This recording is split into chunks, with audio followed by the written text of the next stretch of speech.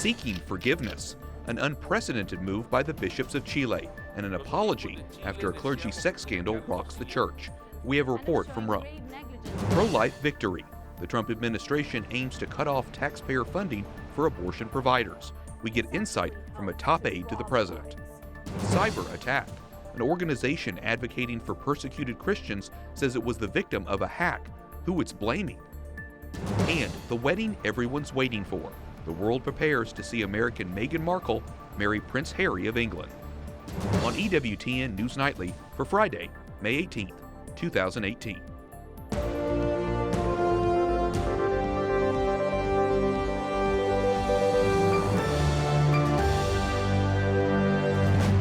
Good evening from Washington, D.C. I'm Wyatt Goolsby in for Lauren Ashburn. Tonight we're following two big stories, including a dramatic development in Chile's sex abuse scandal. But first, we start with the Trump administration's plans to cut taxpayer funds from abortion providers. The proposal represents a major victory for pro-lifers. Under the new guidelines, federal money in the Title X family planning program would no longer go to groups like Planned Parenthood. White House correspondent Mark Irons reports. Good evening, Mark. Good evening, Wyatt. Organizations like Planned Parenthood have a choice. They can either stop performing and promoting abortions, or else they risk losing millions of dollars in federal funding. The Trump administration says it's making the change because abortion is not family planning. Today's announcement gives the pro-life movement a lot to cheer about. Clearly, it shows that President Trump is keeping with his promise, which is that of defending the life of the unborn. Mercedes Schlapp is the White House Director of Strategic Communications. She says Title X money can go to clinics that aren't in the abortion business. Those community health centers dedicated to women that actually provide the real services that women need, like mammograms, like prenatal services. The proposal from the Department of Health and Human Services says providing, supporting, or referring for abortions cuts you off from a flow of federal money.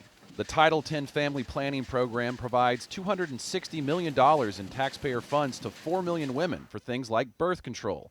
But HHS says a clear line of physical and financial separation must now exist between Title X and abortion providers. The president is pleased by this proposed rule by Health and Human Services. So is Mallory Quigley with the pro-life advocacy group Susan B. Anthony List. She says it's all about getting taxpayer dollars out of the abortion business. These new Title X regulations are a major win for pro-life Americans, for women's health care, and of course for unborn children. Today's proposal is based off a version of Title X enacted under President Reagan, upheld in the Supreme Court, but removed during the Clinton presidency.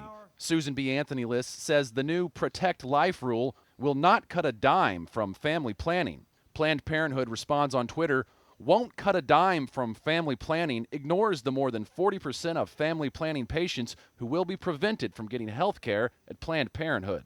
Quigley has a counter to that. If they really cared about holistic health care for women and girls, they would completely stop doing abortions and disentangle themselves so that they could continue to receive this taxpayer money. The president is scheduled to speak at Susan B. Anthony List's annual gala next week. He will no doubt be highlighting his administration's pro-life actions from today. Now, Democrats aren't pleased. Senate Minority Leader Chuck Schumer says the Title X changes will prevent many women from getting the medical care that they deserve. Wyatt? Mark, Health and Human Services proposed the Title X changes today. When will they actually go into effect? HHS has sent the proposal to the Office of Budget and Management for review. At this point, there is no set time frame for the approval, but a White House official tells me the president is very pleased with the direction that this is going. Wyatt? White House correspondent Mark Irons reporting. Thanks, Mark. Moving on to the Vatican, where all 34 of Chile's Catholic bishops are offering to resign. Tonight, they are asking for forgiveness. Gracias a las víctimas por su perseverancia y su valentía. Bishop Juan Ignacio Gonzalez, the spokesman for the Chilean bishops, thanks the victims for their perseverance and bravery. The move comes amid a clergy sex abuse scandal. Pope Francis summoned the bishops to Rome to address it. It's the first time an entire bishops' conference has offered to step down. Vatican correspondent Juliet Lindley joins us from Rome with more on this. Juliet, this is what many victims in Chile and around the world have been asking for. Why are the bishops taking this dramatic step, and what can we expect to happen next?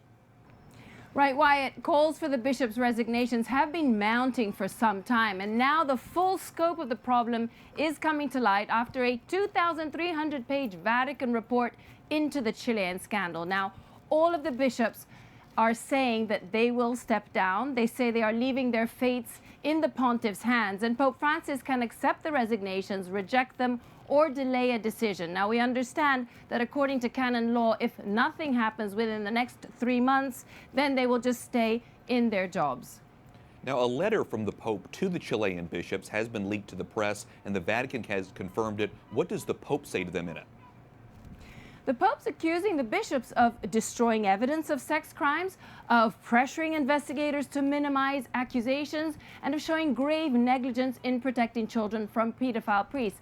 But he also says the church must go to the root of the problem, and that includes cleaning up the seminaries of Chile. He blames what he calls the profound fracture within the church on the seminaries themselves, Wyatt. And these are issues that Pope Francis has been talking about now for a while. In April, the Pope invited 3 Chilean victims of sex abuse ahead of the meeting with the bishops. What are those victims saying today?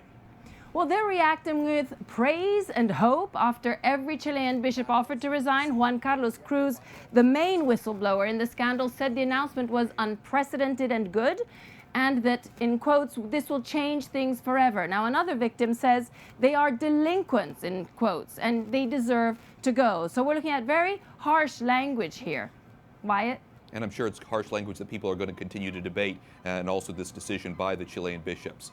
Juliet Lindley, EWTN News Nightly Vatican correspondent. Thanks so much. Thanks. A high school shooting near Houston, Texas leaves 10 people dead, most of them students. An active shooter entered Santa Fe High School this morning. The Harris County Sheriff says one person is in custody and a second person has been detained. An unknown number of possible explosive devices were found at the school and off campus. Republicans failed to pass their welfare reform bill. It would have added stricter work and job training requirements for food stamp recipients. Every Democrat opposed the measure. They were joined by 30 conservative Republicans. A group advocating for persecuted Christians says it's been targeted for speaking out against human rights abuses in Turkey. In Defense of Christians says its email, social media, and website have been hacked. Now correspondent Jason Calvi tells us they think they're the target. Good evening, Jason. Good evening, Wyatt. The group, along with 2 U.S. senators and Amnesty International, briefed congressional staffers Wednesday. They described Turkey's crackdown on religious minorities and seizure of church property. Just hours later, the trouble began. In Defense of Christians website is back online, but yesterday morning the Turkish flag briefly replaced it. And for hours, the website was completely offline. IDC's executive director points his finger at Turkey or Turkish supporters. To say that this is Turkey, I mean, that is a bold claim here. Why can you do that? Well, it's easy. I mean, a number of reasons. You know, we work in a space where we hold governments like Turkey accountable for persecuting, at least our organization, for persecuting Christians and other religious minorities. Turkey is a member of NATO and an American ally. In Defense of Christians has pushed the Muslim nation to release American pastor Andrew Brunson from prison. Haram Hamparian of the Armenian National Committee of America says his organization has also been hacked for speaking out against Turkey. I think that there's really no holds barred. Turkey feels they have license to do whatever they want in the U.S. against U.S. citizens. We saw that last May when they physically attacked people at the Turkish embassy. Today they're doing it online in a more virtual way. But what they're basically saying is that, no one's safe. Philippe Nassif says his group won't be silenced. He says the litany of offenses is long. It's the seizure of church properties, which has been ramping up the past several years under Erdogan, the harassment of priests and religious figures, but also there's sort of foreign policy escapades in Syria and in Iraq where they've gone after Kurds. I asked In Defense of Christians if they have any evidence that the Turkish government is behind the hacking. They point to Turkey's track record of harassing journalists and activists.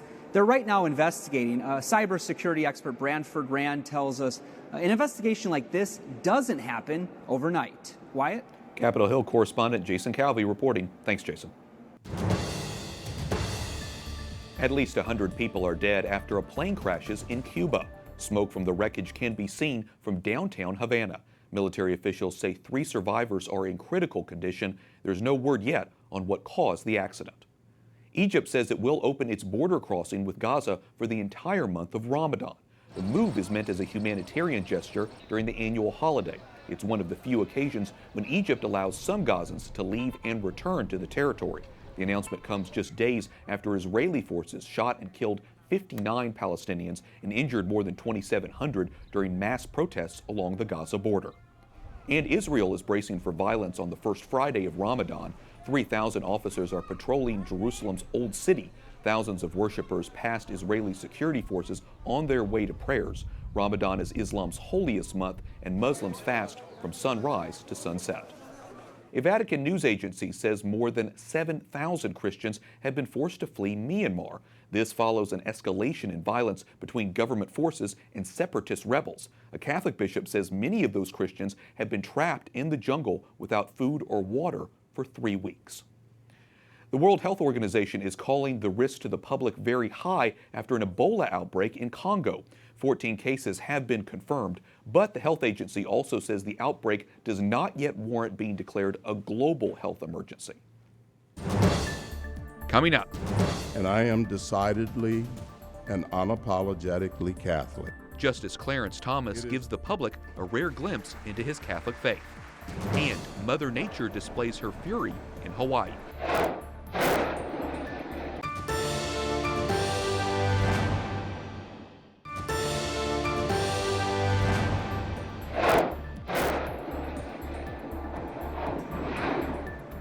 Authorities in Hawaii warn the Kilauea volcano could become even more violent, saying it has the potential to hurl boulders the size of cows from its summit. The eruptions so far have destroyed almost 30 homes. Welcome back. I'm Wyatt Goolsby, in for Lauren Ashburn. The UN is calling for an investigation into allegations of fraud in Iraq's recent elections. A coalition organized by a Muslim cleric won the largest share of the parliamentary vote, but several political parties have complained of voting irregularities. Joining me now from the State Department is Knox Tames, Special Advisor for Religious Minorities. Knox, welcome to the program. Iraq just held its first election since declaring victory over ISIS, but rebuilding Christian communities devastated by the terror group will take a long time. What do you think are some of the biggest issues facing Christians who have suffered genocide at ISIS hands? Well, thanks for asking these important questions. I think first and foremost, it's security. Will Christians and other religious minorities feel safe returning to their towns and villages? This is something the United States and our partners are very concerned about, and we're focused on working with our Iraqi friends and partners, as well as the Kurdish regional government, on issues of security. Next up is just reestablishing viability of these towns, reconstructing, rebuilding, refurbishing homes and schools, electricity grids, sewage. There's going to be a lot of work that needs to be done, and we're very committed to helping restore Iraq's traditional religious diversity to its ancestral homeland. And part of that, as you know, is the funding. The Trump administration has committed some $55 million to help Christians and other religious minorities through USAID. Why do you think it's so important that the U.S. provides funds to Christians in particular? Well, they were a victim of genocide, and I think we have a moral obligation to work with these victims, the Christian community, as well as Yazidis and others who were singled out by ISIS just because of what they believed.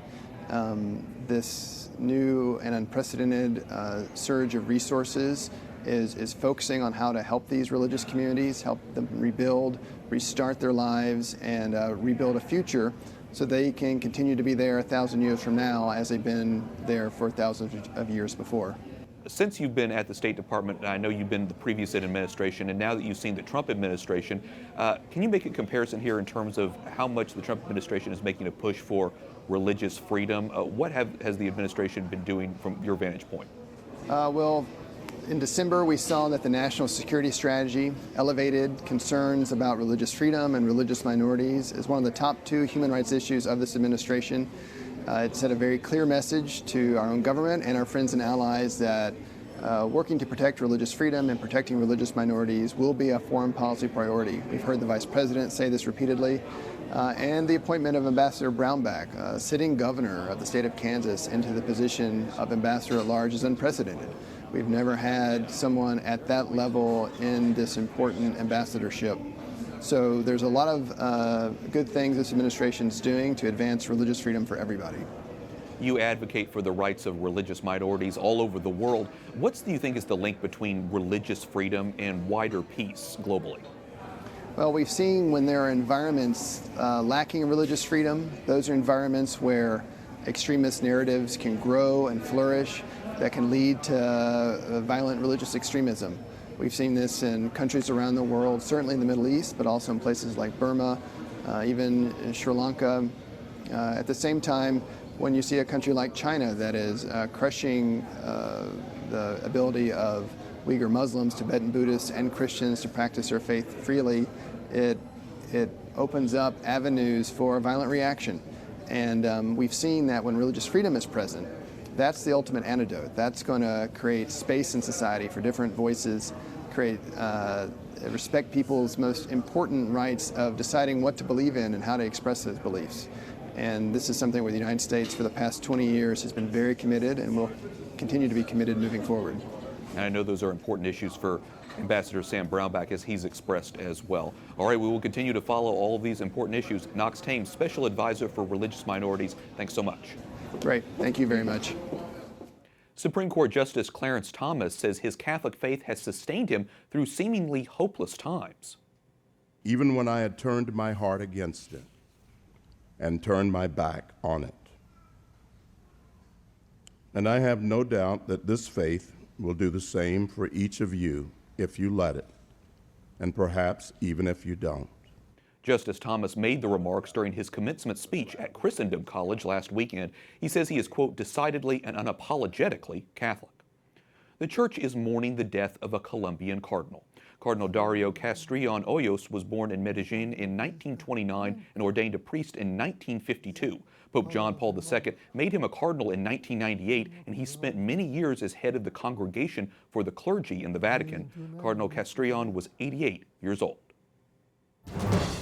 Up next, the Catholic author and radio host tells us how she balances her work while raising 6 children. And people around the world are counting down to tomorrow's royal wedding.